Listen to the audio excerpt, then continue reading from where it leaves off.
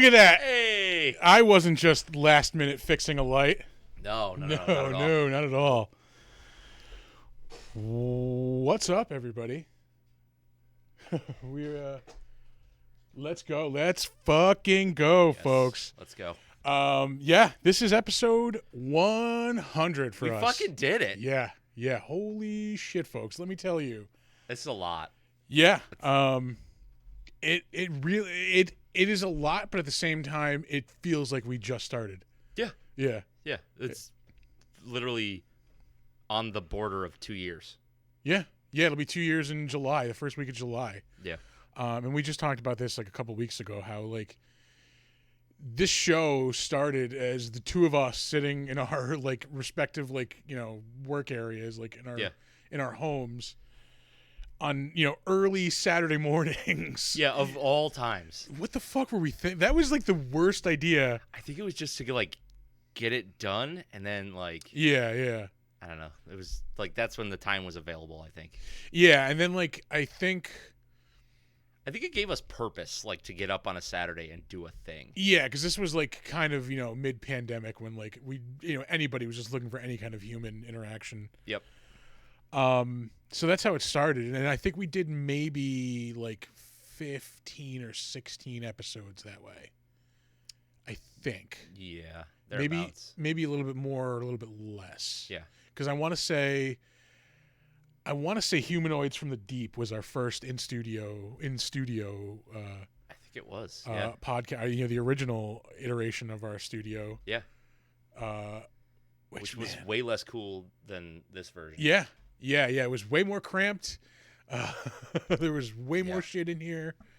No cameras, just a tiny table and a little bit of a sitting area. Yeah. And these mic stands have come and gone. Yeah, we've upgraded, as you see. We've upgraded from having the movie on a little tiny fucking tablet in front of us to having a dedicated screen now. We've got 3 monitors on that wall over there. 3. I will get us to 4.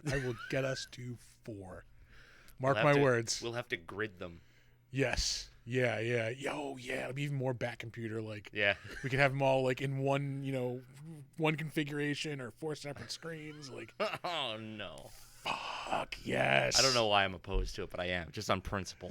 Because somebody has to be like. It's like, can we just reel this in a little bit? Oh my god. The only constant. That guy right there. Hey, we've got our first dick. Of course, it's Arthur. Yeah. Fucking A. First time chat. First dick in the chat. Mm-hmm.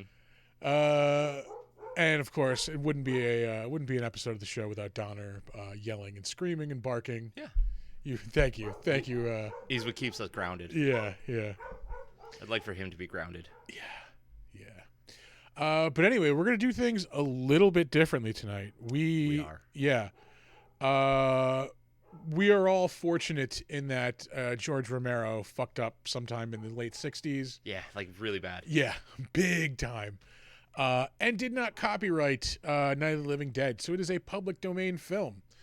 The version that we're going to watch. The version that we are watching is the public domain version. I'm going to stress that. So no copyright strikes here, folks. This is not the Criterion version of the film. Yeah, so we're gonna stream the movie, live. We'll talk about it. We're kind of gonna do like a normal episode, but we'll talk about the movie as we're going through it anyway. Yeah, it's gonna be more of a communal experience. And it wouldn't be an episode without Donner knocking over one of the studio lights. Let's see. Can he do 2? He's about to go past the second one. No. I love him dearly. Yeah. But I wouldn't mind sending him to a farm upstate, you know what I'm saying? Just think about like in 100 episodes from now, we're going to be like, remember when Donner used to knock over the lights all the time? Like, we're going to have that problem like solved by then. We've got 100 episodes to fix that. Yeah, we can do it. One problem at a time. Yeah. Art has also knocked over the lights. So congratulations on being on the same level as Donner. Yeah. Yeah. You putz. But let's start things off. We're gonna kick the movie off here. Yeah. Let's see. We're gonna switch things up. We're gonna be in a little screen in the corner. Holy Lord, I hope this works. Yeah. Here we go. Bam, Hey, there we go. that worked. And we are watching the movie. Kind of. Sort of. There it is. There it is. Yeah. I never realized how long this intro shot was until I was setting this up earlier this afternoon. Oh, really? Yeah, I'm like, why is nothing moving? Like, this car is like nowhere. Oh, wait, yeah. You It's could, still way you in the could see background. it. Yeah. Yeah. He's being artistic. Okay. Yeah. He's building tension. It's fine. It's totally fine. It's fine. This is like the first time I've ever watched this movie like critically. Really? I have seen this movie dozens upon dozens of times. Yeah. This is one of my favorites. I remember the first time I tried to watch this movie, I was maybe like 8 or so, and like I had a friend whose dad was always at work during the day, so we were always like unattended at his house. Yeah. So everybody was always hanging out over there. Yep. Fucking Yep. and like one day we're like, hey, let's watch a movie, and like his dad happened to have fucking VHS of Night of the Living Dead. I'm like, this looks pretty scary. Like we should, watch this. Like, Yeah. Why wouldn't you go for that immediately? yeah. And I remember we made it to They're Coming to Get You, Barbara. Yeah. Am I spiking? I'm spiking. I think I'm a little low. So Okay. You're not spiking. You're fine. Okay. Yeah. I'm like this is fucking. I'm already terrified, guys. This Yeah. is like one of the scariest movies ever. Like. No, it's a cool vibe because like everything sets up sort of normally, but it's just a little off, and the little off is always what makes it. Yeah. Creepy. Just the tweak, the tinge of like something's up. Yeah. It's a situation we've all been in, like a family obligation that you really don't want to be in. Like, Yeah. you're just carrying out because like you're just Yeah, bound to it. you're doing a thing that you don't give a shit about, which sets you in a fucking mood to begin with. Yeah. So you're already kind of off. Like, Yeah. you're out of your element. Right. And then you're driving this fucking sweet pussy mobile of a car. Fuck yeah. That is a pussy wagon. Johnny knows two things: cars and pussy. And yeah. Look at that, man. Fucking get the cigarette, the driving gloves. The gloves, the Yeah. survival instinct, none. Yeah. None Yeah, yeah, no. whatsoever. Gets fucking yoked up by a zombie like within 5 minutes of the The first zombie. Yeah. Come on, man. Fucking got the gloves down though. Got them driving gloves. Looks like an absolute fucking putz. He really does. He does look like a real douche. Like he does not look like a fun dude to hang out with. No. And then you realize that he's not the character anyway. I don't know about the man. Yeah. He could be Could cool. be a lovely I don't know. person for all we know. I Yeah. don't give a shit. He's probably dead now. Most likely. But, Most of these people are. Yeah. Judith O'Day, still alive. Still kicking. Still working. Yeah. Yeah. God damn. Yeah. She's actually been in like some higher caliber shit, hasn't she? Let's not get So- too far some- ahead of ourselves. I mean, you can go, hey, yeah or no. Oh wow, Squeeze here too. All right. Oh, first time chat. So Oh, look at that. Huh. All of our first. It's all like our friends, like our close friends showing up for the first time in 100 episodes. To be fair, he does listen on the regular. That is so, true. Yeah, we'll cut you some slack there. Yeah, I think Art listens a lot too. Waffles listens a lot. Oh yeah. Yeah. All right. Back to Johnny and Barbara. I cannot call an adult male Johnny. I can't. I'm sorry. You You're can't? not. Yeah, you're not the Human Torch. You're not a fucking street racer in the 50s. Like, I'm not calling you I don't know. He's Johnny. got that sick fucking ska tie. He does have like the very like. That's black and white checkers, baby. Yeah. I'm thinking like yellow tie with black polka dots in color. I'm gonna say. That's my prediction. I've literally been on 3 episodes. Doesn't count. Uh, Oh man. Yeah. This movie is a lot of tension. Like it's mostly tension. yeah. The zombies are just kind of happening. The story's really like everybody butting heads, kind of. Yeah, it's almost like This Gunner's Daughter is fucking delicious, by the way. It's amazing. Yeah, man. I'm just so glad we found that beer. Yeah. We were drinking Gunner's Daughter Milk Stout for the first beer of the evening, anyway. Yeah, and we're gonna move right on to the club. Oh yeah. Oh, sorry, we have to allow some messages to come through. we gotta figure out how to go just like completely uncensored with that. Well, careful what you wish for. Yeah, maybe not. Maybe not. Yeah, it's almost like it's like 12 Angry Men with zombies. You're right. Holy shit! I never thought of it that way. That right? Is pretty like, yeah. It's everybody just trying to convince each other that they're right. Yeah. And like I at different points of my life have been like, well, fucking this one's right, Ben's that right. One's right. Like yeah. Fucking Cooper's right. And like right. Neither of them are right. Now that like as I was watching it today, as I'm thinking about it. No, nobody is right because everybody is trying to be right. Yeah. Nobody is willing to cede to the other side and compromise. Almost like this is our political hellscape that we've got going on. Yeah. Yeah. Sort of like that. Yeah. It's like he predicted the future. Mm. It's almost like if everybody worked together, we could get through some stuff and survive. Yeah. But we're not going to do that. Yeah, because we we're have just to be right.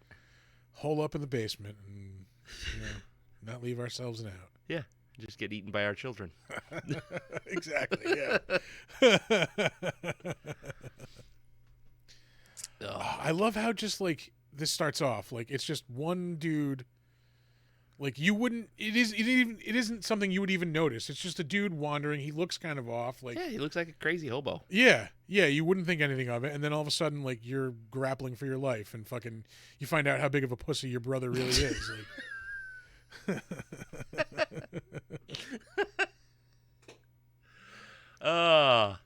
I've got two brothers, and I know for a fact neither one of them's a pussy. I've seen shit go down. They're taking a tombstone to the skull, like no problem. Yeah, that dude is getting fucking. Somebody's gonna put him in the rack like Lex Luger. This is pardon me. This happened off the podcast earlier, but can I tell you how like loud I actually laughed at that fucking Dusty Rhodes meme I sent you earlier today? Dude, I saw it on the shitter this morning and audibly laughed. Yeah.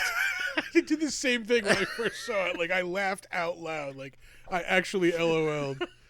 You understand? You understand? You got to throw a little lisp on it. You understand?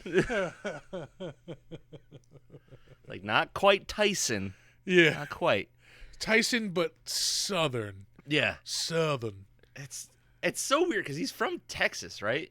I think so, yeah. He's got this like weird NOLA thing in his voice. It's very Cajun, yeah. You understand? You don't know pain, daddy. No hard times. You don't know hard times.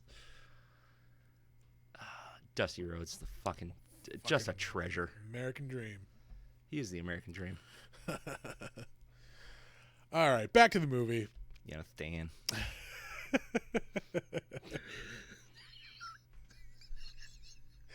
It's so stupid. Oh. This is a delicious goddamn beer. Yeah. It really is. I want to find that Dusty Rhodes meme and just put it on our socials. All right, yeah. I want to do that. It's in the group chat. Yeah.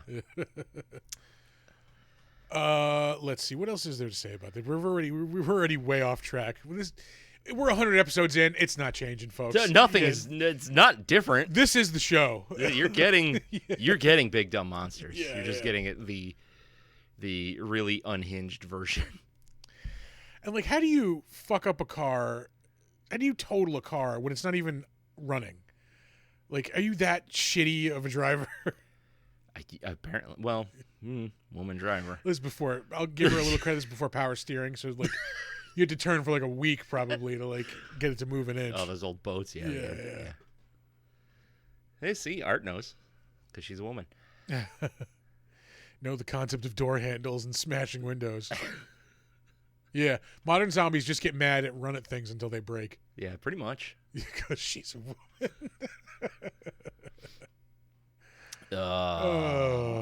Brother. Yeah, I gotta get my sound effects closer. Oh yeah. There we go. Yeah, within arm's reach.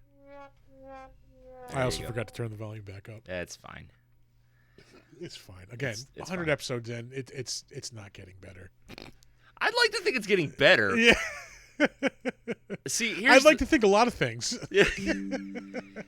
Here's the thing. So the way this show has started, I want to say like we were like real sterile. Like it was just kind of like review. This is the thing I'm reading. This is a fact. This is a fact. Next segment. Like right. And we were, you obviously got you were there podcasting experience, but for me it was very much just like I'm gonna try to get through this and review it and be professional. And now it's like I don't want to be like professional. Put a little stank on it. I want stank on it. Yeah. I want this show to feel fun. I want it. I've told a million people. I want this show to feel like you're sitting in on a conversation with your friends, talking about a fucking movie. Yeah, hell yeah. Because I don't want like a real stagnant. I don't want to listen to a real stagnant show. I want people to be really talking to each other about it. Yeah, exactly. So that's what we're trying to do, and I think we're there. We could probably reel a bunch of the bullshit back, but that's something. That's something we can work on. But let's not get fucking crazy. We're not gonna change the show again. Yeah. I love this scene, like, because it's back to the tension thing, where, like, again, just something is wrong. Like you they haven't realized like how wide scale this problem is. Yeah. So like now they're just getting this house. Everything is off. Everything is just it feels deserted, but maybe not deserted. Yeah. And then when she finds the fucking body at the top of the stairs, like okay, that just doesn't happen when something dies. Like something did that. Like this is okay. Yeah, this is really bad. Mm-hmm. Yeah. Well, all of the house stuff is very Hitchcock. Yeah. And I don't know if it's intentional or if he's just like really inspired by a lot of Alfred Hitchcock, but that's the vibe it gives off. Like all the external stuff with the zombies and stuff, that's more your typical kind of monster movie. Yeah.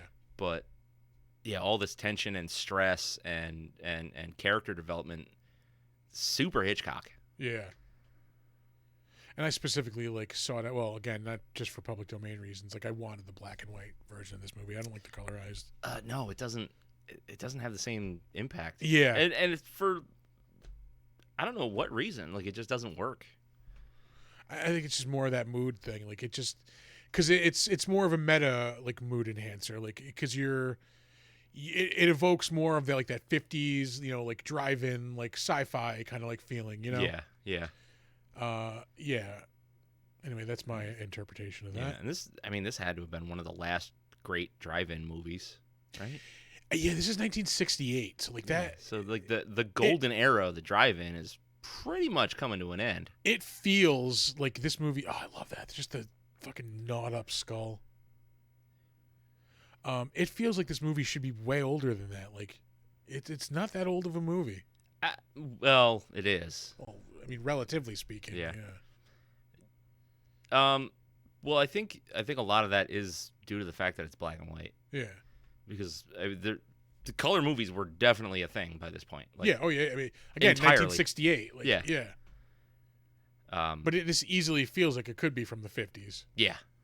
And a lot of the black and white thing is what's giving you that vibe. Plus, everybody looks like a prep. Yeah. It's like, well, just dressed like a Gap ad. Yeah. All these goddamn things trying to kill me. I better straighten my tie. Make sure these lapels are crisp. Pleats in the pants. Yeah. Let's see. What else is there to be said about this movie? There's a lot. I mean, yeah, all the characters feel distinct. Yeah. They're not just like cut and paste, Joe Smith, whatever. One of the I do enjoy the remake. Oh, that's another thing I was going to say. This is, I think, the first time we've done a remake and an original together. Yeah, because we haven't. We haven't done the original Fly. We've done the remake of The Fly. Yeah, I was going to say that's the Dracula. closest. Yeah. Well, I do want to do OG Dracula at some point. We just haven't done it yet. That's not really a remake, though. It's yeah. I mean, like, you could make that argument. They're just different versions of the same story because it was a book. Yeah. So I mean, we kind of talked about the original Blob when we did the Blob. Yeah, but we didn't. Specifically watch. No, this is the first one. Yeah, that we've done the remake and the original. And if we're wrong, correct us in the comments, folks. Yeah. Funny enough, we did the remake first. Yeah.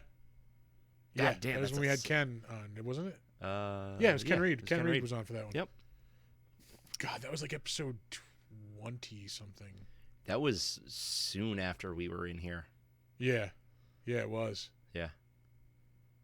Damn. Memories. That's cool. We got to get Ken back on the show. Yeah, he's always awesome. That man is a fountain of knowledge. I was talking to him after Saratoga, telling him about the panel with William Forsythe and then Bierko. Oh yeah. Yeah. Yeah, I imagine he would have got a kick out of that. Yeah, he's he's one of the few people like I can actually like talk to about that stuff and like they know what the fuck I'm talking about. Like yeah. Why don't you just maybe we will. You love Ken so much. Why don't you marry him? If we weren't both married already, maybe. Hey, look, anything. We get drunk on these shows. Anything's fucking possible. Like. Anyway. Listen, $20 is $20. Yeah. Okay. You know what we need to make possible on this show is a longer goddamn headset cord, so I can move my head farther than that. Why don't you put those ones on? We did solve this problem. Yeah. We did solve this problem previously. Yep. Anyway. Drugs bad. Whew. Wow. Hey, look, Dwayne Jones is beating up a zombie. He is. He's really giving it to him too. I With do a fucking tire iron. This is like a very like I think realistic portrayal of like what it would be like to beat a fucking zombie to death. Like the way this movie treats it, like a lot of movies like to do it the first time. Yeah. Like a lot of like movies just think you just bop him in the head like once. No, like it's gonna take some effort. Like you're just one dude. You can't take out like 5 to 10 zombies with a baseball bat. Like right. It's not that easy. On top of the fact that he doesn't know that they're zombies, he just knows that they're people. He thinks they're sick or something. Yeah, he doesn't. Yeah. So he probably feels god awful. Yeah. Yeah, I don't know. This movie just really set the bar high for tension and stress. Like it's a sweaty fucking movie. Yeah, it does look like it's probably like 90 degrees out. Like it's just humid as fuck. Yeah. Here we go. Get him. Oh, stabbed him. Skulls are kind of hard to get through with a bat. Yes. Yeah. See, now if I were in a zombie apocalypse situation, I've said it before, I will say it again. Hammer is great. Like a mini sledge, maybe like a 3-pound hammer. Yeah. That's got a lot of stopping force. Hammer with like maybe like a blade attached to the bottom. So if you do need to like cut something on the fly, you can. Maybe, but like I don't think you're gonna need to cut much of anything, and your weight is gonna be all in the back, so it's not really gonna be effective. That is true. That's true. But it's more of a utilitarian. The knife is. But more always keep a knife on you. Yeah, that is true. Because we learned anything from Dawn of the Dead. Yeah. Always keep a knife on you. Yeah, that's true. Fucking yeah. Oh look, boom! I didn't get bit by a zombie. Like, yeah. Fucking crazy.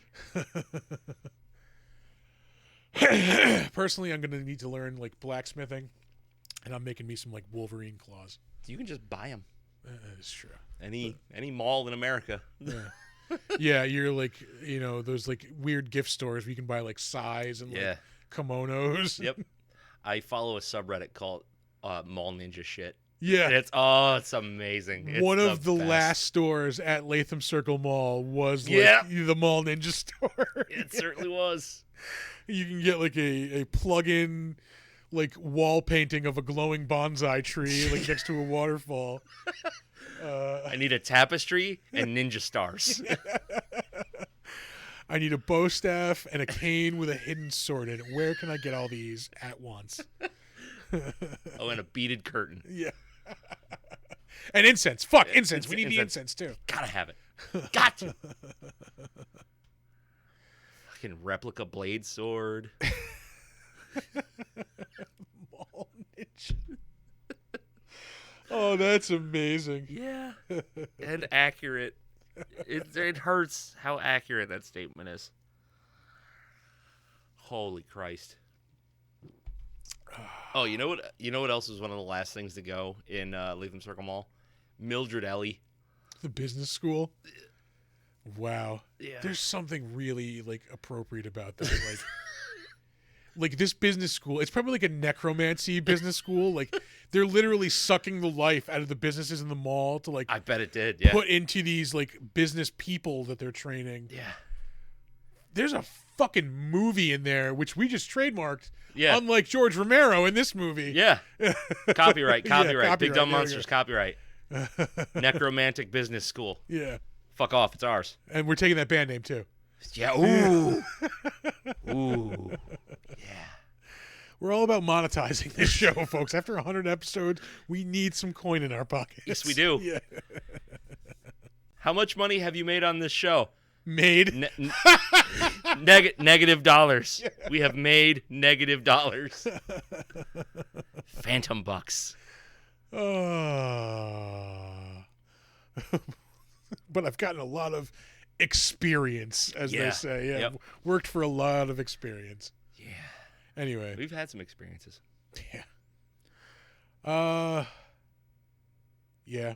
I keep trying to like get back to the show structure, but I'm also like sucked into the movie. Yeah, I want to just keep watching it. Yeah. Yeah, we realize there's no sound either, but fucking deal with it. You're listening to us, not the movie. I like that they introduce like one character at a time. It's you get to know a person, you start knowing them, and then here's more. And then you know this person, and then here's a little more. Yeah, we get. I mean, once you get around to like the whole family downstairs or whatever, but you meet Tom and Judy. You meet Tom first. Tom and first. Cooper. Yeah. And I didn't realize this until like I think we talked about this when we watched the remake. How probably like them nailing all this shit up is probably what attracted all these zombies. Yeah. There's no way, because like throughout the course of these movies, they're attracted to sound. Well, let me bust out my construction tools. Nailing shit up. Yeah. It's probably they're like sandworms. They're attracted to like the rhythmic, yeah, pounding. Yeah. Yep, that's exactly what it is. Oh yeah, spoilers. There's a family downstairs. So spoiler on a 60-year-old fucking movie. 55-year-old movie. Yeah. So that's your fault if anything, not mine. If I know a person that has not seen this movie, I'm ashamed of them. So yeah, this is like this you need to watch, especially if you're a horror fan. This is like a base like pillar movie that you need to watch. Like it started a genre of fucking movie. Yeah, there's like this. Like you need to watch like Halloween.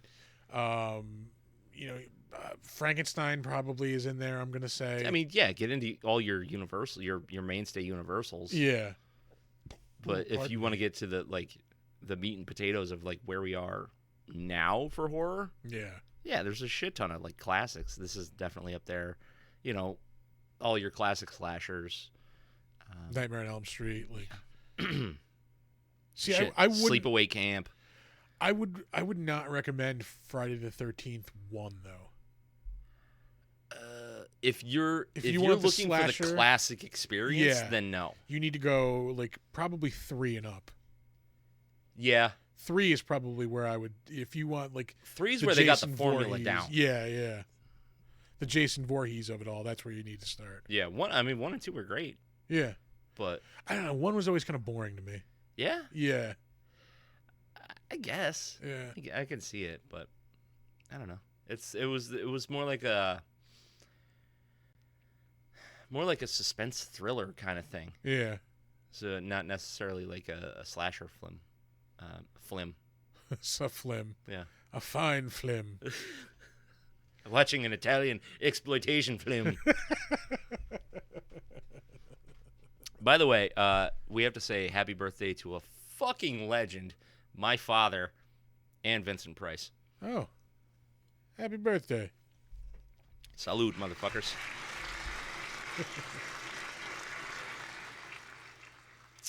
Did you know that Christopher Lee, Vincent Price, and oh my God, why have I spaced on his fucking name?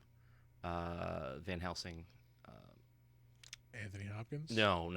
It's like Hammer. Peter Cushing. Yeah, Peter Cushing. They have consecutive birthdays. Huh. I think the 26th, 27th, and 28th. God damn. How about that? Yeah.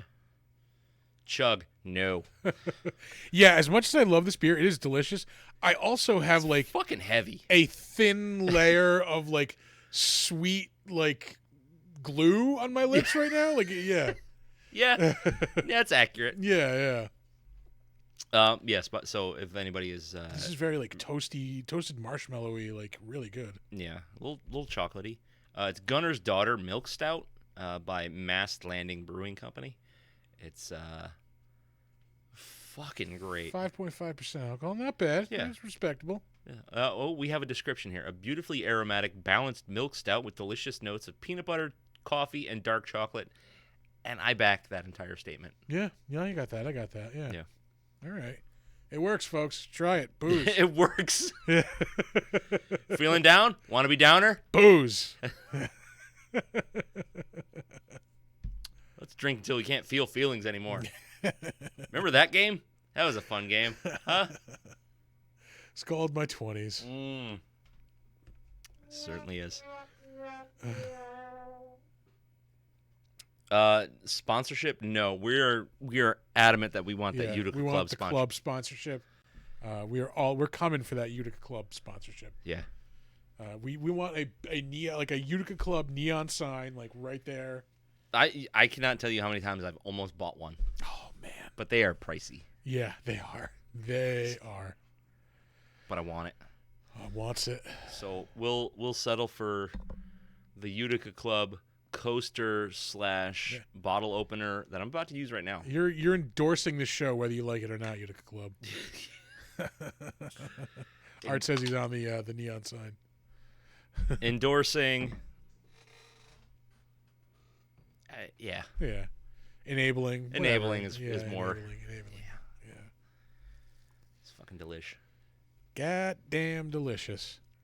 Thank you, Squee, for the coaster / bottle opener. So back to this delightful fucking movie. Yeah. This is like a comfort movie for me. Like I can just put this on and Can you? Oh yeah. Just I can't. I gotta be in the mood for it. I love it. Yeah. But I can't just turn it on. I gotta want to watch it. Yeah. But I do like that I can watch it with my kids because it is graphic, but it's not. But by today's standards, not really. Yeah. You have a couple of scenes of like people gnawing on like entrails and stuff, and it's not that graphic. Like When it came out, it was fucking terrifying. Yeah. No, I remember my dad telling me he went to see this when it came out. He was like 17. Yeah. And like the girl he was with, like as they were going, like coming out of the movie theater, she's like, "Let's go eat." He's like, "Are you fucking crazy?" Like, no, like I can't eat anything right now. Yeah, that's awesome. Yeah, she was a keeper. Yeah, it was not my mom. I don't believe. No. So, yeah. God damn, that girl put out. You know she did. Ooh, fuck, that is delicious. Sorry, Club, I'm not cheating on you, but It's just I got to drink other beers. Look, I'm a man. I have beer needs. Beer needs. Yeah. I'm not alcoholically monogamous. Okay. Yeah. Look. Oh boy. You want to do some trivia on this movie? Yeah. Let's while we're watching it. Let's do the ratings. Let's do ratings. Oh yeah, that's right. Yeah, do ratings. Okay. I'll go first. 8. It's a solid 8. Yeah. For me. I don't know if I want to go high. I'm not going to give it a 10, so I'm going to give it a 9. This is, like I said, this is a core. If you're a horror fan, this is a core foundation of horror Absolutely. fandom. Yeah. This is, if you love zombie movies, this is the Bible for zombie movies. Well, that's the thing, is because there really weren't, like, there were zombie movies before this, but they weren't zombies like we know them. Yeah. They were like voodoo zombies or things like that. They were just like shambling husks that just kind of did whatever you want. What was it?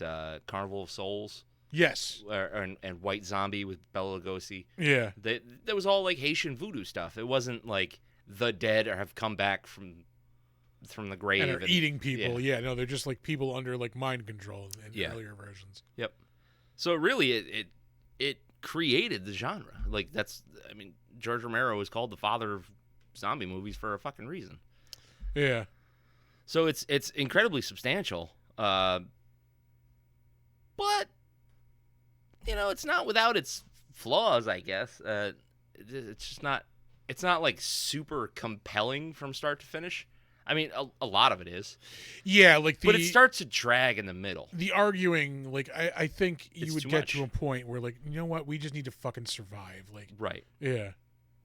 Like, I don't care if I'm right. I just want to live. Like, Yeah. Like, that would take over, I think, at some point. Yeah. Because, like, if I'm going into this and it's a horror movie, and I know it's a horror movie, and I want to be scared, and 45 minutes of it is people just yelling at each other, you kind of lose me there. Now it all turns around, obviously, and it's fucking great. Act 3 is amazing in this movie. But yeah, that's the only reason I have to knock it, is that it gets stale before it gets great again.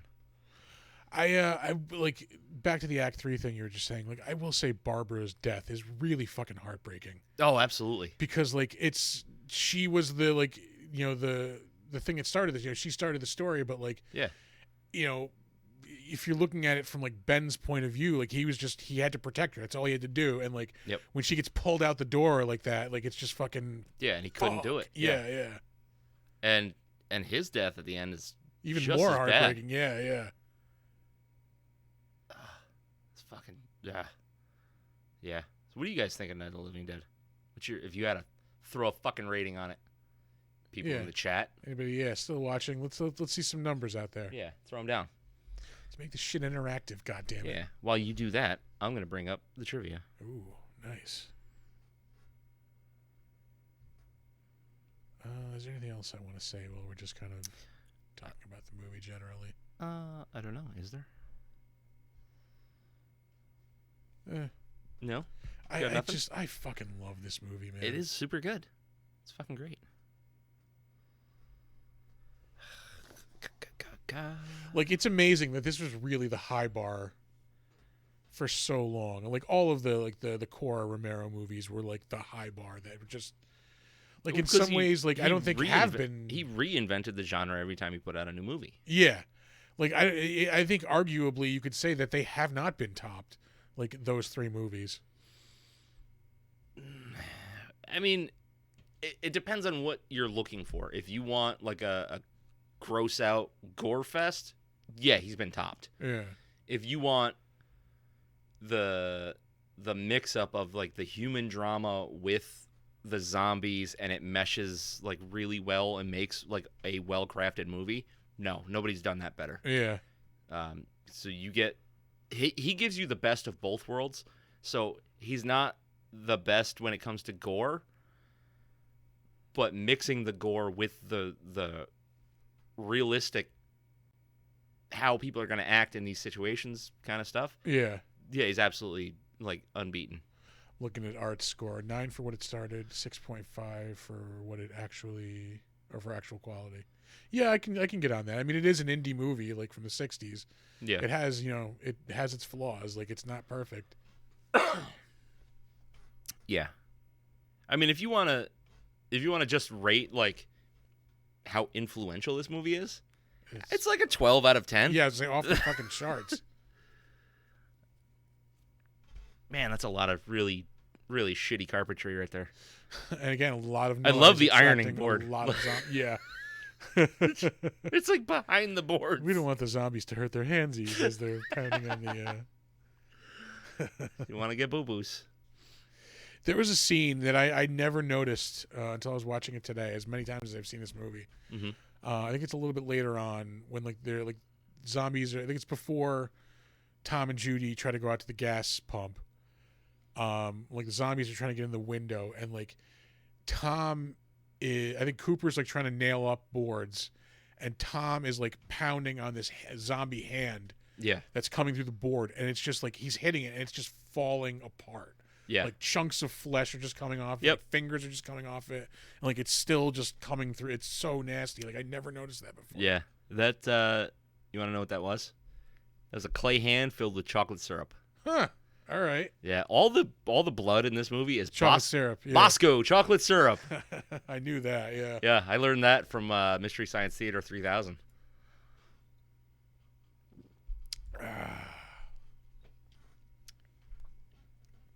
Because every time they showed blood, they would just go, delicious Bosco chocolate syrup. Okay, ready for trivia? Let's do it. Let's do some trivia. This is one of the most profitable independent movies ever made. It was made for $114,000, and it grossed approximately $30 million. Damn. That's over 263 times its budget. Terrifier 2 might have topped it now in terms of a ratio of money spent to money earned. Yeah, that was a cash-making machine. Yeah, which is fucking crazy to think about. Yeah.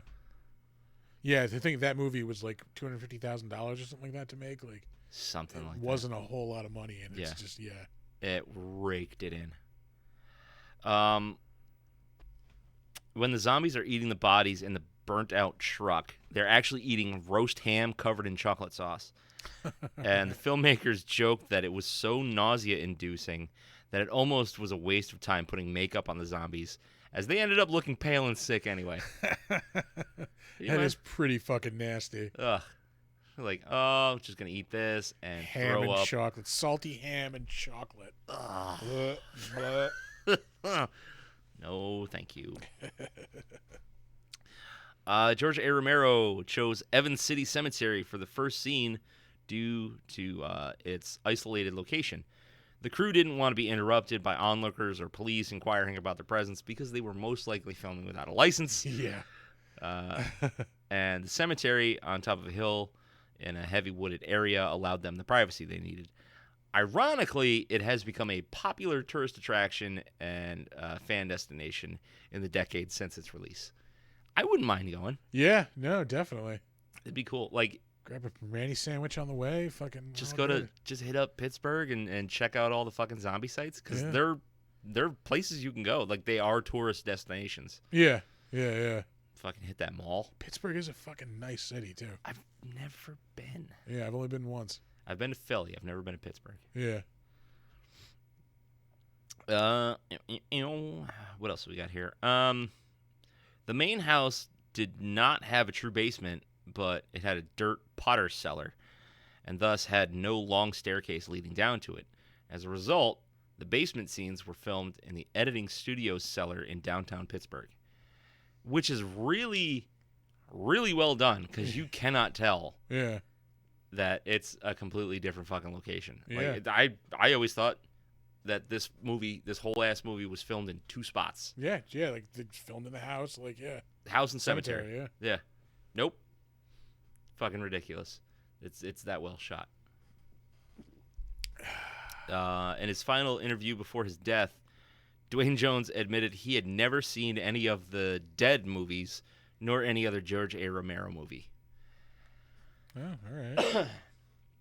which I don't know if they had a bad relationship or it just was probably his cup of tea. You know? It wasn't his thing. I mean, he was a theatrical actor, so like horror movies might not have been his thing. Yeah. This is probably just a paycheck. Yeah. Hey, fair enough. Hey, look, everybody's got to work, man. That's right. At the time of the film's release, any work that did not include a copyright notice was assumed to be public domain. That was gross. Yeah. Whopper flavored also, folks. Since the filmmakers forgot to include this notice, the film slipped into the public domain. It was not until March 1st, 1989 that a copyright notice was no longer required. Huh. So, in 1989, you could just kind of do whatever. Yeah. And as long as you were I own that, you fucking own it. All right, yeah. Yeah. You say so. Sure, bud. According to George A. Romero commentary track on the Elite Laserdisc and DVD versions of the film, the original working print and working elements of the materials for the film no longer exist. They were destroyed as a result of the flood that filled the basement where the materials were stored, which is the same basement used in the movie. Oh, sweet irony. That's gotta suck so bad. Yeah. Okay, here's all these things that are really important to me. So, I'm going to store them here. What you're saying is holding up in the basement was a bad idea? Yeah, yep, that's the one. Yeah. Huh. Son of a bitch. God damn it. George A. Romero has readily admitted that Herc Harvey's Carnival of Souls from 1962 was a big influence on the making of this film. This is a much, much better movie. It's really not good. Yeah. It's really not good. It is not a good movie. BT Dubs, White Zombie, the band, almost used the name Carnival of Souls. Yeah, all right. Which, I like White Zombie better. Carnival of Souls is good band name. Yeah, I just, I tried watching that movie. It's just not. It's fucking weird. Yeah. Not good weird. Yeah, nope. I like good weird. It is not good weird. No, definitely not. One of the Walter Reed organization's publicity stunts was a $50,000 insurance policy against anyone dying from a heart attack while watching this film. All right. I love gimmicks. I love them. More of that shit. I need it. I want gross out movies to come with a vomit bag again. If you're showing Terrifier 2 in your theater, hand out a fucking vomit bag. Yeah. Stamp them, hand them out. It's a collector's item. Yeah. It's a cool ass souvenir. It makes people hyped. More people will want to go to the movie. And maybe somebody might actually want to use it. You know? Yeah, maybe. Yeah. With that movie? Yeah, maybe. That was a rough one. That was pretty gnarly. I liked it, though. I liked it a lot. Let's see here. Where are we? This film was released shortly before the MPAA's rating system was implemented. As a result, children were able to see this very graphic horror film in theaters.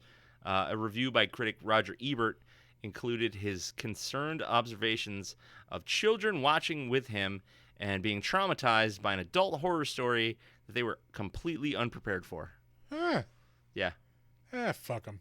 Fuck them kids. Fuck them kids. Yeah. They need to grow up a little bit. Fucking boomers. Oh, boy. You're shitting me.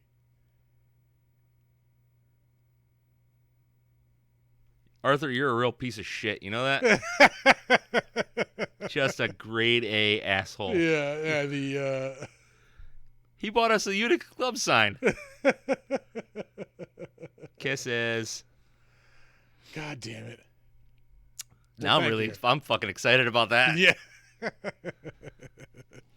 Yes. The music used in this film, ironically here, was in the public domain from Capitol /EMI Records High Q stock music library. It was originally used in Teenagers from Outer Space from 1959 and cost the filmmakers $1,500. It is pretty fucking good music, I will say, for the movie. It's not bad. Yeah. It's not bad. Especially for just stock shit. Oh, not Utica Custom. Oh, whatever. It's a start. Oh. It's a start. Well. Yeah. Hey. We're less thanking you then. No, thank you. We're still thankful, but less. Less so, yeah. We're thankful. A little bit of disdain in there. A little, just, yeah. What kind of stain? Disdain. Gross. Uh, George A. Romero originally wanted to cast Betty Aberlin of Mr. Rogers' Neighborhood. Lady Aberlin, yeah. Yeah, as a as that's Barbara. the hand. That's the hand. Yeah, that's what I was talking about. Yeah, he fucking ravaged it. Like, he's just confused as fuck. Like, I love that. Yeah. Well, because it's chaos.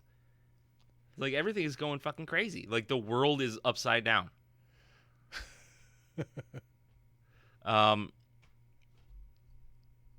Okay. He wanted to cast Betty Aberlin as Barbara, but he did not because Fred Rogers would not allow her to do the film. And I gotta say, I kind of understand where Fred Rogers is coming from. You know, this is a very child-centric, wholesome TV show that we've got going on here. Yeah. You know, but also, you don't fucking own me. Yeah, come on, Fredo. Let me do the fucking movie. Fucking Fredo. Yeah. Fucking Fredo. Fredo Rogers. Hey, fucking Fredo Rogers' Neighborhood. He was actually there. Him and George Romero are actually very good friends. I heard that. Oh, we just showed a tit. Sorry, Too Edge. Yeah, it'll be fine. Yeah. Hey, there's Barbara right there. I think that was the girl that played Barbara. That's one of the women in the house. Yeah. The one eating the bug. Okay. Like she did a lot of the makeup work too. Okay. I can't remember exactly which one it was. Although silly putty and other basic special effects techniques were used, most of the body parts of the zombies most of the body parts the zombies are eating are real internal organs and bones from other animals. And a lot of the actors playing the flesh eaters were friends in advertising and clients who John Russo and George Romero were in contact with. Sorry, Art sent us a picture of the sign. So it's like, hey, because one of the investors of this movie was a butcher, and that's where I think they got a lot of that shit from. Yeah. They're just like, hey, can we have your garbage and then you guys put that in your mouth? Here, eat this. What is it? Don't worry about it. It's fine. It's fine. It's meat. It's edible. Yeah. It was alive 2 weeks ago. Oh, man. And this is going to be our last IMDb trivia fact for the show. During production, the film's title was still being chosen, which, I mean, they had a lot of crazy titles that they were going through. Like, I think it was Night of the Flesh Eaters. There was some fucking crazy title they were working on. But the working title was simply Monster Flick. Monster Flick? Yeah. All right. Which I adore. I dig it. I'm here for it. Oh, let's go check out that Monster Flick. Fredo Rogers. Fredo Rogers. Just check out the Monster Flick. Rogers. I mean, we could do the better known as. Nah. I mean, really not much point. I'll be honest with you. These guys were kind of in this. And then maybe another George Romero movie here or there. And that's really about it. But I mean, we'll give everybody their shout outs, of course.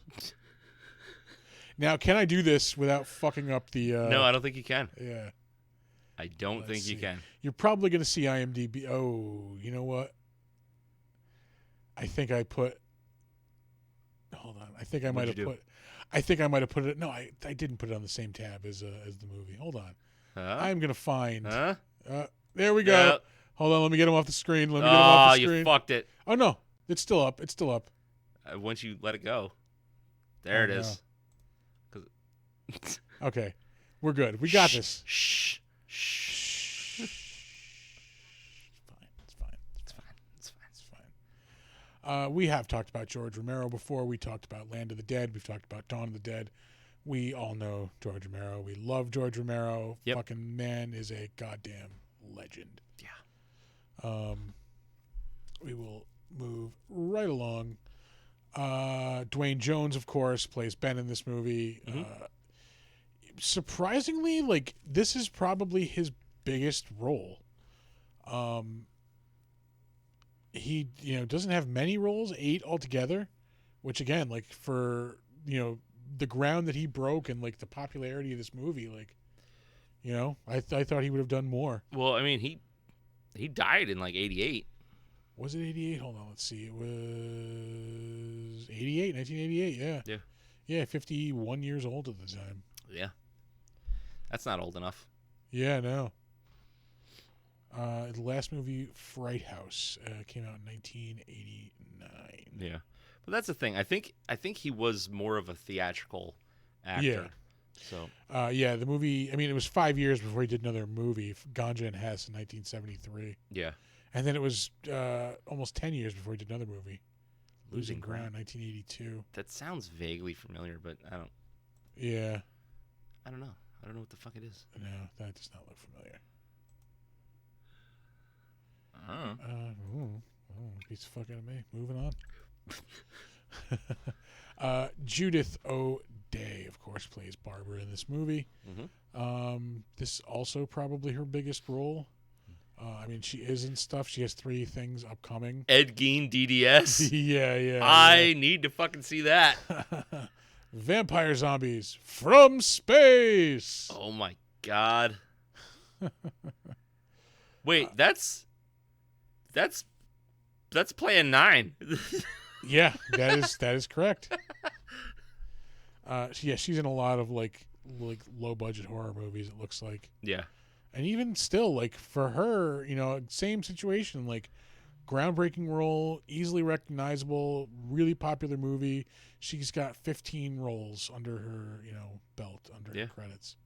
It's got to be just like a fucking hobby or something. Yeah. Just like, Carl Hardman, he played Cooper in this movie. Carl Hardman. Oh. 4 roles altogether. And like a lot of them show up in this laugh track Night of the Living Dead thing. I don't know if that's somebody doing like a knockoff like Mystery Science Theater. Oh, maybe, yeah. Yeah. A lot of people in this movie also show up in this Santa Claus movie in 1996. Are they trying to kidnap the Santa Claus? Yeah. Marilyn Eastman played Mrs. Cooper. Helen Cooper, I believe, is her name. Yeah. She actually had a couple of them, but also 4 roles. She was in Santa Claus. She was in, before this, Perry Mason. Then she was in Night of the Living Dead in 1968. And then in 1995, she was in the Sinbad movie, House Guest. Nothing but like up and up and up. Yeah. And then Santa Claus. It just capped it off with Santa Claus, that's all. Kira Shawn, who played the Cooper daughter, Karen Cooper. Mm-hmm. Also 4 roles. Jesus Christ. Yeah. She, I think, is kind of known for being like a writer. I think she did like a horror column. Oh, really? Yeah. Where is it? Are creating.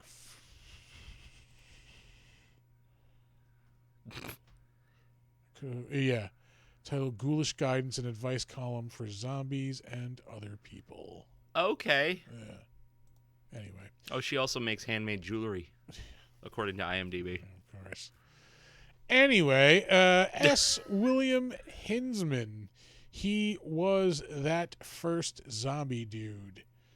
And again, like, this dude was in some stuff, but mostly low-budget horror for being such a recognizable face and such a recognizable movie. Yeah. Really not much. He is in, of course, what Santa the Claus. Who made that? Doesn't say. That's a good sign. Oh, yeah. John Russo, who's the writer of this movie. Yeah. All right. That explains that. Yeah. Not.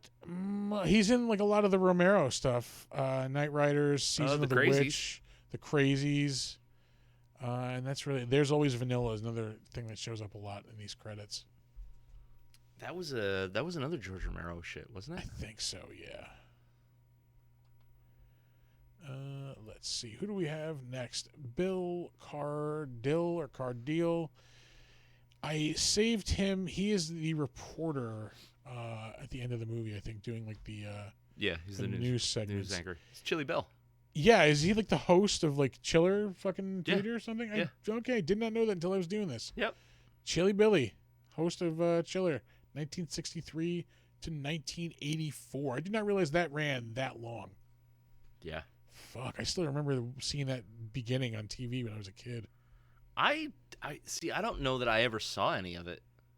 I do remember it. I mean, I was 5 when it went off the air, so like I don't, have vivid memories of it. Yeah. But I do remember it being like on TV. Yeah, I kind of want to go back and see if you can find some of it. Like, I'm sure it's on TV. Yeah, find it on like fucking YouTube or something. Yeah. That'd be rad. Rudy Ricci. I saved him because he is in The Liberation of Cherry Janowski. It's another Romero thing that sounds like a porno. But he is also a motorcycle raider in Dawn of the Dead, 1978. Next up, that's the overlay. That's it. That's it. That's it. That's the Gunzo. overlays. Yeah. Wow. Next up, our overlays. Yeah. You would think that a movie of this like influence would have launched these people's careers, but it's probably that same thing where they're all just like local like stage actors. Yeah. Who maybe just didn't want like anything more than that. That could be. Just like everybody's just hanging out and making a movie. Yeah. Well, we are on to Crapshoot. Oh, Arthur has never seen this movie. Get the fuck out. Well, according to that comment he just made there, he's surprised that he's still alive. What is Sinbad doing these days?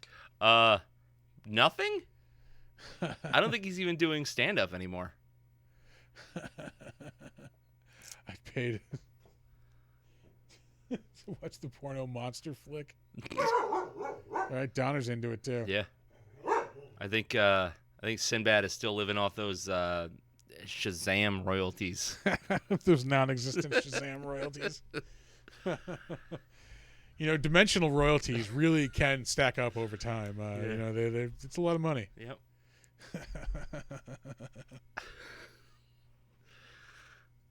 Really living off those first kid royalties. Utica Club. Yeah, look, different world pays out them royalties, man. God damn it. I used to watch a lot of Sinbad stand-up.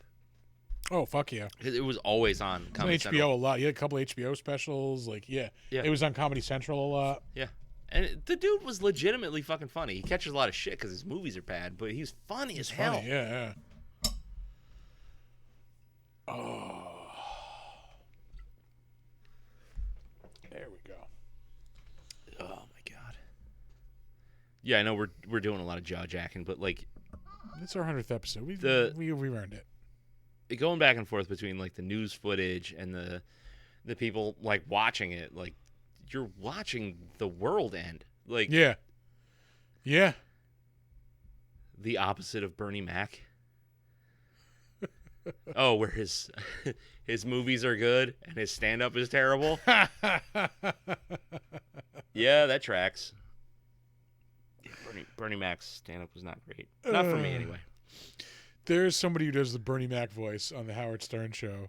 Oh, really? And, like, they always end whatever he's saying with, kick ass! And then, like, this fucking, like, band, like, hit comes in, like, dun-dun, dun-dun, like, it's fucking hilarious. It makes me laugh every time.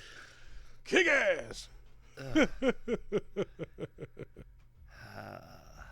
not gonna lie, I was a little sad when Bernie Mac died. Yeah, I liked that show. That was show was a good show. Yeah. Oy. I was a little sad when George Romero died.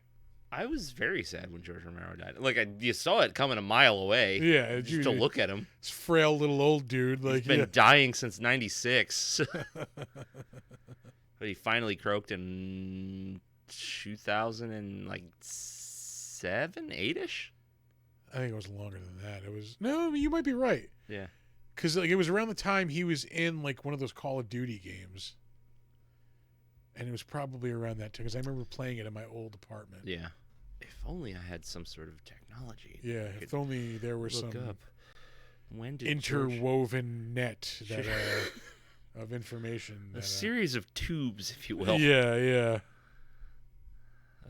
Let's see. When did George Romero die? Wow. 2017. You're fucking kidding me. No, dude. Fuck, I misplaced that memory by like a decade. Yeah, like a lot, yeah. Yeah. Holy Christ. I wish that we had a... I keep saying I'm going to make the button. The cocaine is a hell of a drug button. Somebody, my buddy at work, who was Maddest Hatter, okay, talking a lot on here, he suggested a Tom Atkins throw me button. Well, that needs to be a thing. Yeah, good. Yeah, that's amazing. Throw me. I think the next thing we have to get for the studio is another one of those, so I can have a set over here. Oh, I'm not opposed to that. We can absolutely do that. Yeah. That'll be what we buy with our September or November earnings from convention. Which, by the way, hey, we'll be at Saratoga Comic-Con in November. And we'll be at Mid-Hudson Comic-Con in September. Yeah, start pimping that shit already. Yeah. And who knows, maybe we'll... If all plans out, if I, like... I'm not even gonna say it, because, like, I texted Nick about a possible guest this morning that, like... Yeah. I, like, if like... This is not something that's, like, imminent either. No, this is like I saw somebody doing a convention and immediately... You're like, oh my God, they do conventions now. A, this person's doing conventions. B, we need to pitch this person so we can do Saratoga with this person. Yeah. If that happens... Huge. Yeah. Well, the hilarious part was, like, you sent me that picture of them appearing at that con, and you said, I'm pitching now. And I was like... Yeah, he's probably not talking to Sam. No, I was. Man, my man's got a hard on right now. I'm pitching. I was talking about that actually, because I was like, I got to tell Amanda to tell Sam. I'm like, wait a minute, I can do it. I could just tell Sam. Yeah. So that was my morning, frantically pitching a next level guest. Yeah. Oof. If game fucking over for conventions around here if he lands that. Like, yeah. Well, the one he's got on deck for November is fucking next level. Yeah. Especially for us fucking nerds. Even the announced people, he announced the voice of fucking Naruto. Yeah, he's swinging for the fences. Yeah, people are going crazy for that one. Yeah, like like 99% of Japanese anime just completely missed me, but that's a big one. I understand that's fucking huge. Yeah. Well, also think about how huge that's going to be, because not to its detriment or anything, but like Comic-Con is like 95% anime at this point anyway. Yeah. So anime and Funkos. Yeah.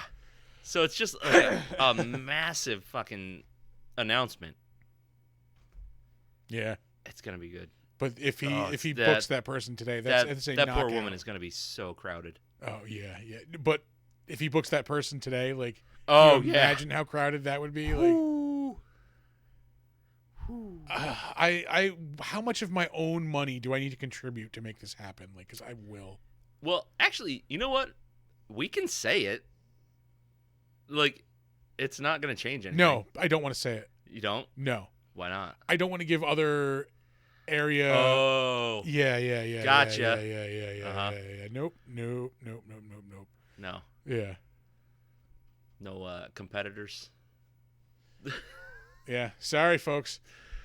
Mum's the word. Yeah, look, my lips loosen. If you hire me, I'll say that much. But until then, yeah, mum is the word. Yeah. Yep. Fuck off. Yeah.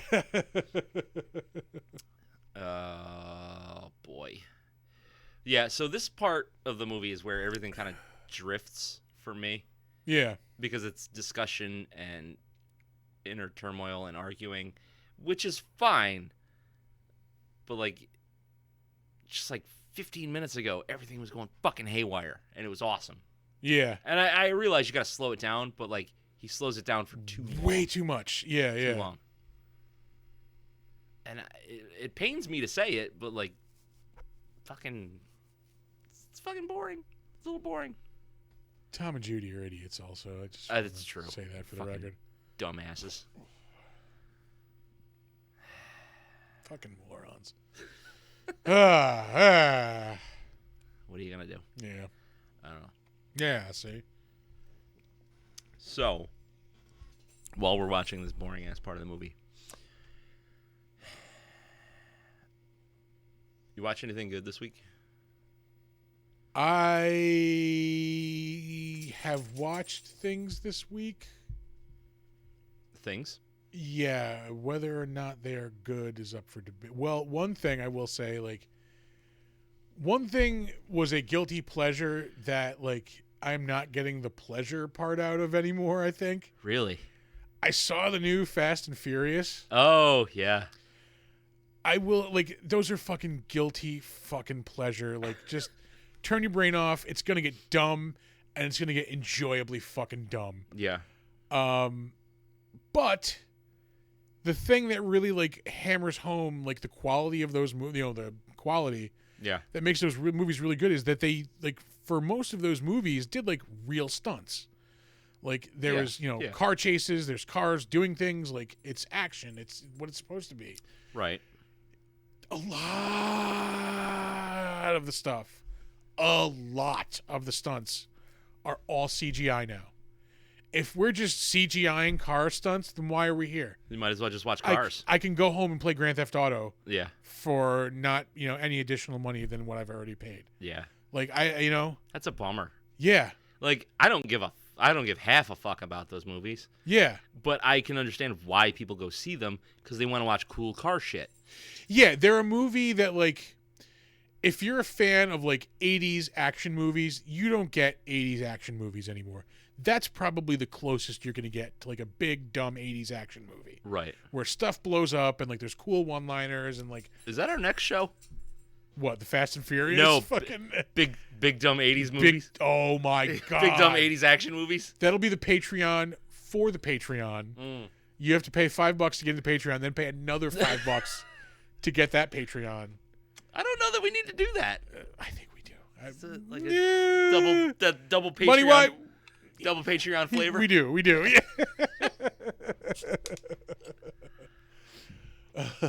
Look, I'm saying as far as we've grown in 100 episodes, we now need to top that for the next 100 episodes. Oh, God. So we need, like, a dedicated building. We need a fucking, like, yeah. We need offices. I would love, like, an actual, like, space somewhere. That would be amazing. Like a not in the cards, but yeah. Oh, fuck no. Not until we get enough people that actually are interested enough to just like a neutral like area that we both go to on a Saturday night. Like fucking yeah. That would be awesome. Like it wouldn't like because I would definitely set up an office there too. Like for shit like throughout the week. I'd probably go do like the editing there. Like just to get out of the house. Fucking badass. Yeah. Not gonna happen, but. Like I said, if this becomes our job, then it can happen. Oh, that'd be great. Super, super rad. Yeah. Hey, guys, help us make this our job. We again, back to the reflecting on 100 episodes, like compared to where we started and where we are now, fucking maybe light years ahead, man. Yeah. Fucking yeah. Yeah, we were pumped to get like If we get 10 listens in a week, yeah, like that was a success. Yeah. And yeah, no, we can do that on the first day of the ratings period, easily. If we don't do that on the first day of the ratings period, I get concerned. Right. Yeah. And then something has gone horribly wrong. Yeah. Oh my God. Yeah, no, it is fucking crazy. Like it's.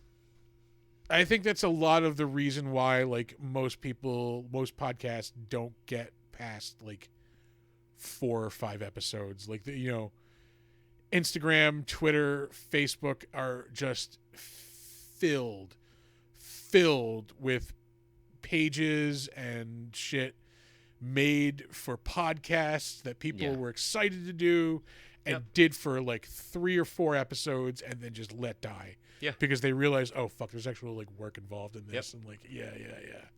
Well, that's why it's good that we have we have 2 people that are passionate about not only the material, but like doing a good job. Yeah.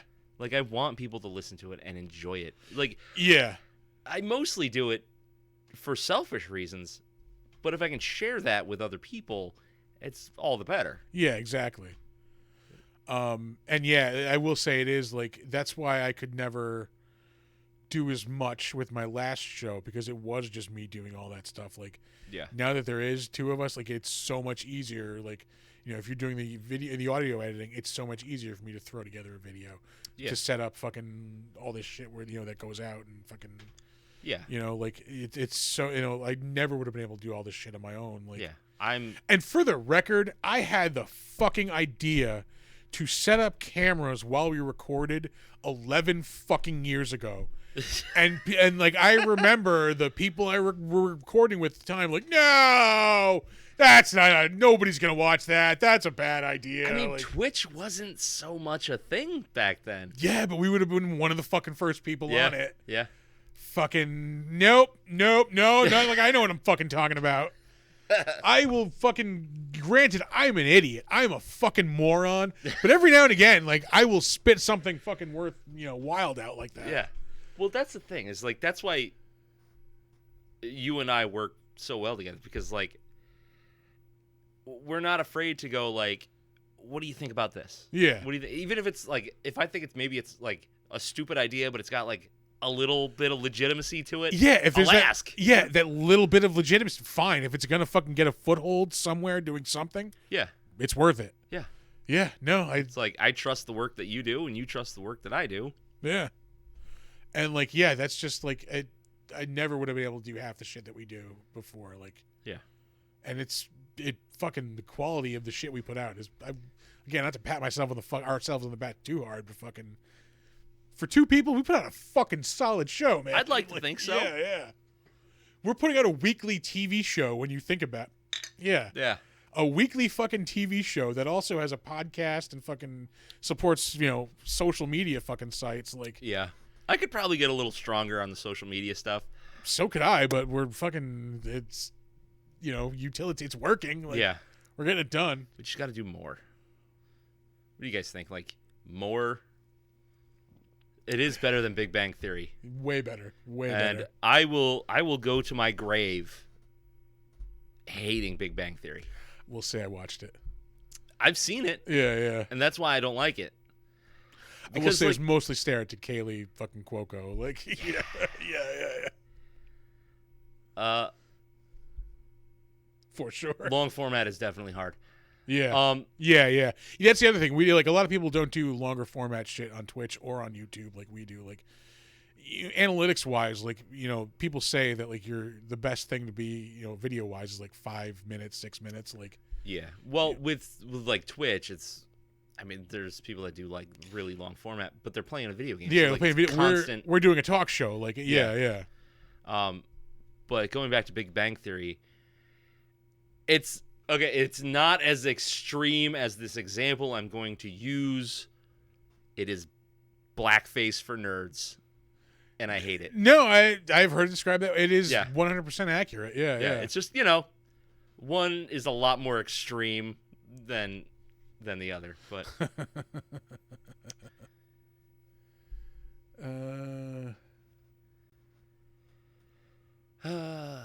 Yeah, no, I cannot do anything for 5 or 10. Like I'm not that brief. Like especially when it comes to podcasting, like I can do fucking hour, 2, 3 hours, like easily. Well, that's the thing. It's like when we started the show, we were trying to make it an hour. Yeah. But it felt stiff because we would have to be like concise and then just talk about the things that were relevant. I don't want to do that anymore. Yeah, no, I'd like to, like you said, I want it to flow. Yeah, like have fun with it, like just fucking, let it flow naturally. Like we'll get to the shit that we need to do. Yep. But it's also like I remember, like, I know when I first started doing things, like not knowing, like just thinking like, that's fucking disgusting. That you shouldn't do that on mic. Yeah. No, thinking about how like an hour of time, like how the fuck do I talk for an hour? Yeah. Here's into a conversation. Yeah, here's a little secret. It's not that hard. No. It's not that hard when you turn it into a conversation. Like you don't realize how long you were talking for. But yeah, when you stop thinking about it in terms of I need to talk for 60 minutes. Like I know I just need to talk, I need to have fun while I'm doing it. Right. The time thing will happen on its own. Yeah. We got into it like for a while. All of our shows were like 2.5 plus. Yeah. Like we got out of that too, which I think was good for us. Also, like that I want to say was like I would have too much IMDb and you would have too much Better Known As. Yeah. And it really really dragged the show. We're good for like an hour and 30 to an hour and 45. Like we'll hit 220 every now and again. Yeah. But like before, it was like every episode was like 2.5 hours. Yeah, it was a lot. It was a lot to take in. Yeah, it's easy if you enjoy it. Exactly. 100%. Yeah, if you're having fun doing it, you don't realize like, oh, I have been talking for an hour. Yeah, and I enjoy coming over. Like I enjoy watching these movies, and then I enjoy coming over here and having a good time talking about these movies. Yeah. And I enjoy that other people are enjoying the content that we make. Like that part is the least important to me, but it is really important. Like to have people tell us that they enjoy the show. Yeah. It means a lot. Oh, for sure. I will always do fucking Saratoga and shit like that just to be able to talk to people because like that's the shit that makes it worth it. Like yeah. Like the first time that somebody came up to us like unprompted and said, "Hey, I listened to your show and I really like it."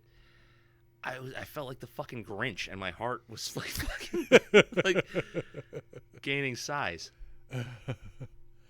What do we got? Thor's talking to us here.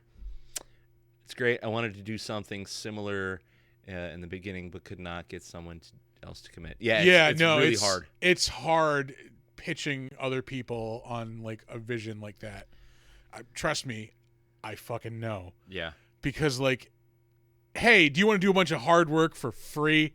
Yeah. Like like no, I don't. Yeah. But it's enjoyable. Like it's a matter of just keeping it enjoyable. Yep. But that's why I pitched it to you, because I knew you were a monster kid just like I was. Yeah. And our other mutual friends and everything, like they all love horror movies, but we are more like niche than they are. Like they're Art and Squee and Griggs, and like they'll all watch horror movies with us and they love them, but like we're more into like the monsters, and you had that podcasting experience, which is why I brought it up to you, and I have some recording experience, so I figured we could make that jive. Yeah. And I think it's worked out really well. Yeah, no, I knew what I was doing podcasting wise, but my tech ability was fucking garbage for sure. Like, right. So yeah, we fucking, our chocolate and peanut butter fucking matched up, Yeah. It's gross. It's very gross. It sounds nasty when you say it like that. Like real nasty. Thor and Art are talking. Good. Get it going, fellas. Yeah. Yeah, it's a lot. It is a lot of work, but it's also a lot easier than it may seem. Yeah, for like as long as you find something that like you're passionate about. Yeah. Oh, yeah. And then, like, it's ooh, Jesus, pardon me. But I've also, like, you know, I mean, aside from still, like, not burning myself on, which was another mistake I made last time, was burning myself the fuck out, because I would, you know, I've said this before, I would work my full-time day job for 8 hours and then come home and work 8 hours fucking doing, you know, website, podcasting, article writing, like, fucking every single day. Yep. And that shit got not fun. Like, if you want to kill the thing you love, that's how you do it. Like, I've thought about, you know, like, what if we do some sort of article writing? Oh, I think that's Art volunteering to be our ones and twos guy. Yeah? Yeah. I went to school for audiovisual editing, and I enjoy it. Yeah. You just volunteered, my friend.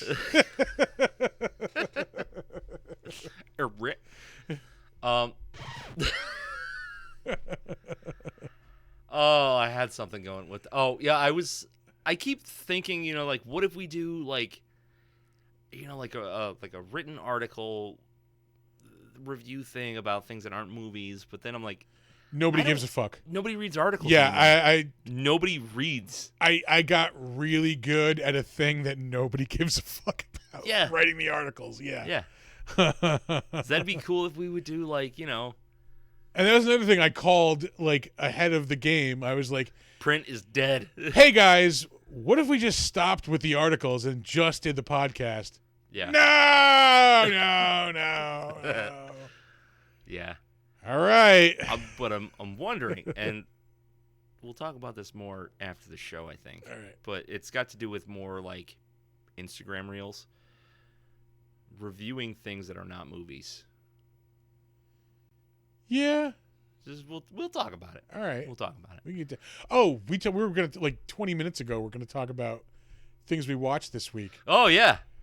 I talked about the new Fast and Furious, which was straight up garbage. Like, I'm sorry. Like, Garbaggio. Yeah. Like, I want real car chases. I don't need everything. Like, I understand the desire to, like, top yourself every time. Yeah. But, like, you're going to hit a wall where you just can't do it anymore. Right. So instead of, like, trying to top yourself, just do things different. Like, give me something that I haven't seen before. It doesn't necessarily have to be bigger and, you know, larger than the last thing you did. It just needs to be different.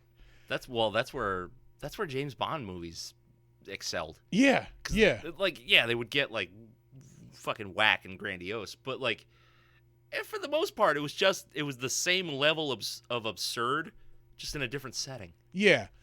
Like, this is, I'm sure, a spoiler. Oh yeah, I said it'd be better if you drunk. We found that out when we created the studio. Getting drunk on the podcast was a complete side effect. Yeah. We just, like, oh fuck, yeah, alcohol was the missing ingredient of this. Yeah. It's podcast. Yeah. I'm not spoiling anything by saying this. Also, there's turmoil on the set. Yeah, everybody was green screened together. Yeah, you can definitely tell, like, people are not in the same scene, and, like, yeah. Well, that's what happens when you make 10 fucking movies in one series. Yeah. Eventually, egos clash. But this movie ends with fucking Vin Diesel CGI driving a fucking Dodge Charger down the side of a dam. Like, I don't take, like, to his death. Well, it's a cliffhanger, but no, he's not. He's alive at the end of the movie. They're not gonna fucking kill him. Like, come on. Should have. Yeah. So he's you know, this dam is CGI exploding. His Charger is CGI flying down this dam. Why should I give a fuck about anything that's going on? There are zero stakes in this. Yeah. Like, give me a good, dirty fucking car chase where, you know, cars are smashing up together and shit's flipping over and driving into things. Like, yeah. That's never going to get tired. You know, people are always going to love seeing that shit. It's always exciting. Yeah. I don't want to see a fucking video game. I'm not paying to watch a fucking video game. Like, it's bullshit. Hey, do you know what the difference between Paul Walker and Betty White is? What? Paul Walker made it to 100 before he died. Oh, that's fucking horrible. Yeah. Yep. The other thing I watched was I went and saw The Machine Thursday night, the Burt Kreischer movie. Oh, yeah? Is it just the? Oh, it's like the aftermath of like what happens after the joke, right? It is like a sequel story, basically. Like, yeah, it turns like in the movie, like he's himself. He plays himself in the movie, and like there's like this fictional incident where like his daughter gets arrested, and like he's live streaming it because he's drunk, and like he quits comedy. So like this is like years after like he's been telling the machine story, and like it turns out like he stole like this Russian mobster's like pocket watch, and like the mobster's daughter comes and kidnaps him to like find out where the watch is, and like so that's how the story starts. It's like a sequel story to it, basically. This movie should have been nothing. They brought the racing back, and that was, yeah, exactly. Like, make this thing about fucking car races and chases. I don't give a fuck about them, like, working with the CIA and being, like, spies and shit. Like, just, come on. Just street race. Yeah. What the fuck were we talking about before I went back to that? The Machine. Yeah. This movie should have been a just slapstick, goofy comedy. Yeah. And, like, to some degree it is, but they try to also be, like, a family drama and, like, a straight-up action movie. Oh, I don't want that. Yeah, no. Like, comedy action, like, you can put a little, action. No, comedy action works. Yeah. Just pick a fucking lane. But yeah, like, there's, like these, like, hardcore, like, action choreographed scenes that, like, don't really mesh with the comedy, and, like, and like I said, there's the family drama going on. Like, yeah. There's just, like, shit where, like, there's scenes where he's, like, breaking down. It's, like, genuinely fucking sad because, like, it's probably true in real life where he's like breaking down over his drinking and like, I fucked my family up and like all this shit. Like, so like, I don't know, like it's just, it tries to do too much where it, like, if you had just made this a dumb, goofy slapstick comedy, would have knocked it out of the park. Yeah. But I mean, it's, that being said, it's not horrible. I'll give it like a 6.5. Like, not great, but not, not the worst thing I've ever seen. Yeah. Let's see. Yeah, and like Thor said, we were talking about this last night. The best parts were just throwaway, like Bert Kreischer, like bits. Yeah. Yeah. I didn't finish it, but I started watching Possession. Okay. With Sam Neill. Oh, I did watch that recently. That's a weird fucking movie. Yeah. Yeah, I'm like halfway through. Well, because it's on Shudder. It's on the it's on the last drive-in. Yeah. It was one of this last week's Okay. episodes. Yeah. So watching that, and that movie is fucking cold. Yeah, it's heavy. Like, it's like it's dense. Yeah. And it's fucking weird on top of it. Yeah. So I think I'm enjoying it. I gotta finish it, but like I said, I'm about halfway through it, and I don't know, man. Like it gets out there. It's almost like grueling. Yeah. To try to get through it because there's so much family drama and so much like the tension is fucking real, and Sam Neill is fucking great. Yeah. Like he's awesome in everything. What's the girl's name? The actress? Or oh Jesus. It's super like French it's or very Italian. It's very Italian. Yeah. I don't remember. I don't remember. She's gorgeous though. I remember that. Yeah. Fucking amazing.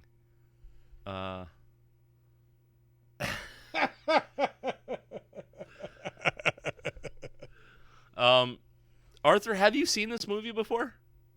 Let me know.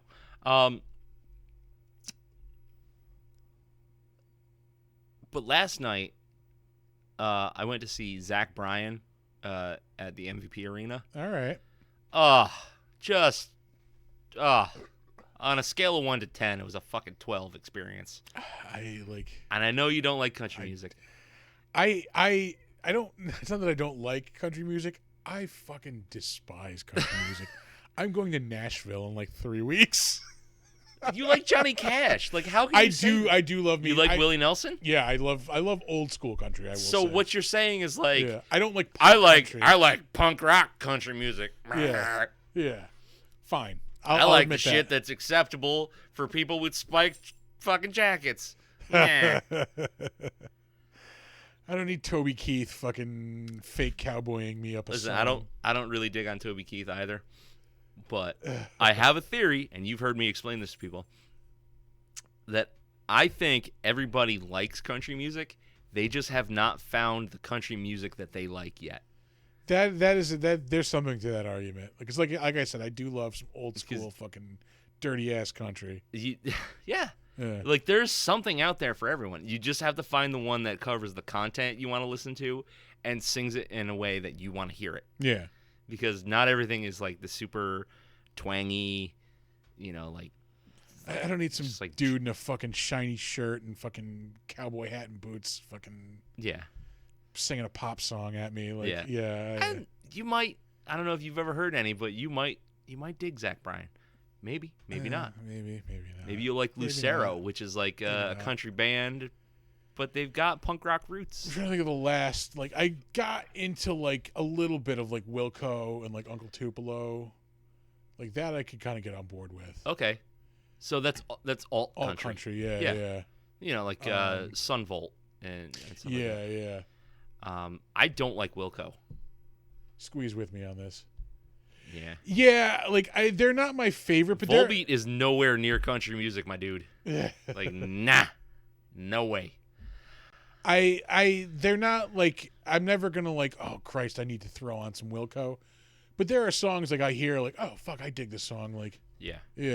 Well, I mean, for me, Wilco is just like.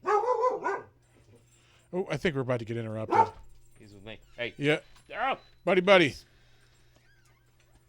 Trying to keep the dog from running out of the house. Howdy.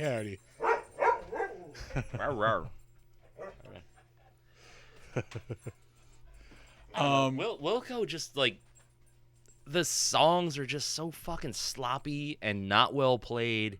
I can see that.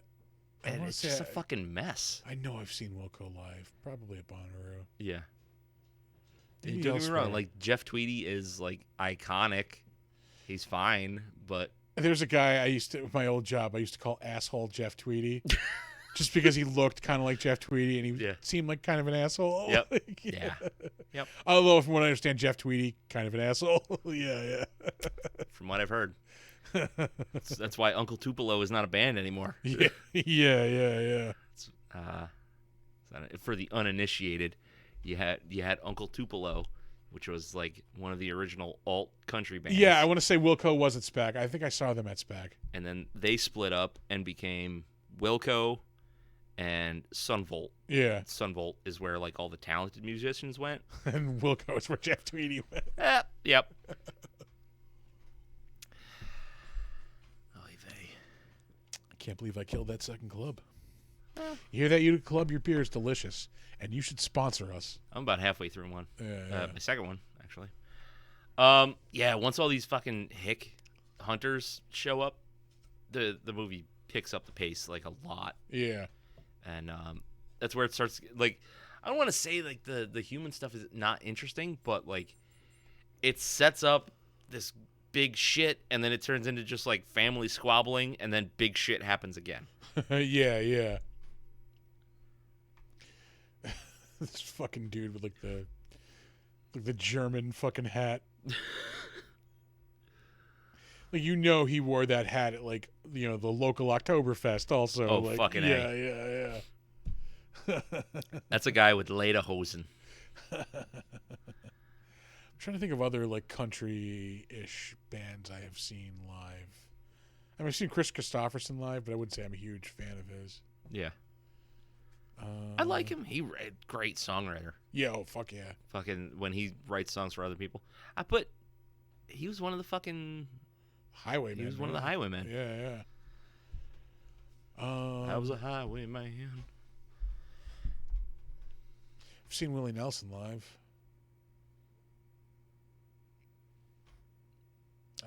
I never saw Johnny Cash live, unfortunately. I think I'd like to see Willie live. I don't love all of Willie's music. Yeah, I'm not like a super fan, but I know that's got to be an experience. Yeah, just to cross off the list, I've seen Willie Nelson live. I got to check that box. Yeah. Oh, the movie's ending. I'm going to throw us back to our main view. That's been our first stream along. Hopefully, we don't get any kind of copyright strikes. We did show a tit. Apologies. Yeah. Let's not get banned for that. I think it'll be fine. the woman that was in the movie that was also the one that did all the makeup and was the zombie eating bugs. Yes. Also took all these photos at the end of this movie. Okay. Yeah, where you see the hero of the movie getting meat hooks driven into him. Yeah. Fucking carried off to be thrown onto a bonfire. Yep. Which, I mean, I guess I don't blame them, but it would have been nice if they took the time to go, "Are you still human?" Yeah.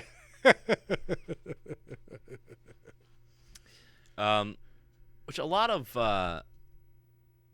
people will say, like, this is a study on civil rights and racism, but it really isn't. Like, they just thought he was the best actor, so they made him the best. They made him the main character. Yeah, one of them happens to be black. Yeah. So people kind of ascribe things to it that may not have been there. Yeah, and I think George Romero started, like, sniffing his own farts when people were making all these assumptions about that, and so he decided to make his movies about social commentary. It is not uncommon for an author to be like, yeah, no, that's what I meant. Totally meant it. Yeah. Not the case here. Yeah. But there's always that whole, like, well, the author sometimes doesn't know what they're referencing or shit like that. It's asinine, but yeah. I had an English teacher who would, like, she would interpret all these things that we read. It's like, this means this and this means this. So I would always ask her, like, how do you know that? And she was, well, that's what that's what I'm inferring from. Clearly, that's what they mean. Yeah. Well, how do you know? Yeah. So what you're saying is you're making it up, and maybe he just thinks the curtains are red because they need to be red. Yeah.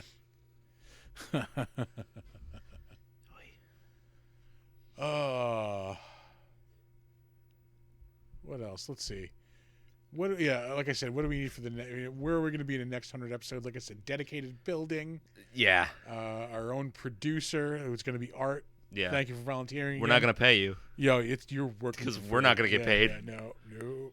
Nobody's getting rich off this fucker. Yeah. You need to be completely available Saturday nights. Yeah. All of your Saturday nights are now spoken for. Yeah. Sorry, bud. Man.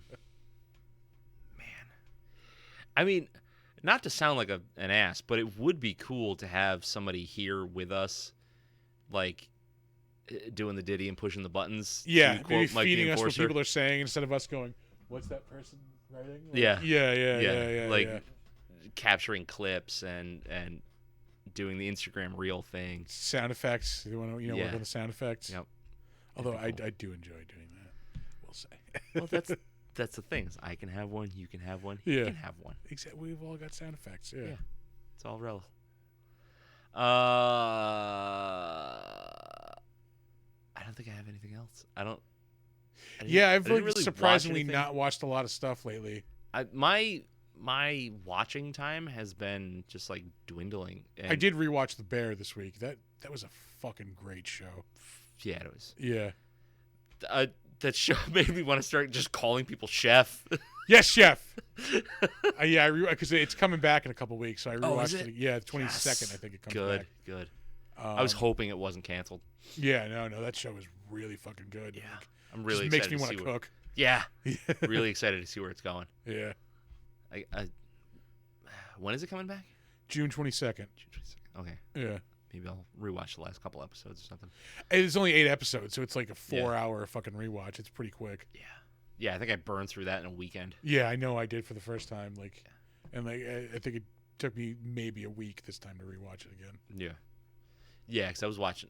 I would start watching that at like 8 or 9 and watch like 3 or 4 episodes at a rip. Yeah. It's fucking just riveting. I don't think I watched any other movies. Yeah, there hasn't been like much out to watch really. I'm trying to think. I almost started watching Lawrence of Arabia. Really? So I've never seen it. I need to watch it. I think I've seen parts of it. It's a 4-hour I would movie. catch pieces of it on like TCM or whatever. But I just never sat down for the whole thing. That's a long movie. It's what you call a cinematic experience. I think. I don't know. Yeah, there's a lot of movies out there that I want to watch. Like my HBO Max watch list is all just like old shit that I never watched. Like The Man Who Knew Too Much, fucking that like a bunch of old Japanese black and white movies. I don't miss being stuck in my house with no place to go. But one thing I really do miss about like being in quarantine was having that ability to just once a day watch a movie. Yeah. And like I tried to watch things I'd never seen before, like just cross off like major movies that I just had never seen, like things that I wanted to see and never caught. Like I miss having that freedom to just once a day sit down and be like, all right, what movie am I going to watch right now? Yeah. Yeah. Yeah, because I think I've got like the Lady Snowblood movies on my list. Yeah, there's so much stuff on like TCM that I want to watch. Funny Games. Yeah, I did watch that at one point, which is still not a great movie. I did not enjoy that movie. Oh, no? Yeah, no. It's held in high regard. Yeah. But let's see, what's another thing I know I've got to watch? Jesus Christ, what was that first Coen Brothers movie? Blood Simple? Yeah. Yeah, that's a good movie. That's on the list. Like, HBO Max has a shitload of really, really good movies. There are some good movies on there, yeah. You just gotta find them. Like, their user interface is trash. That TCM section is gold, man. Yeah. Yeah. I gotta check that out. All right.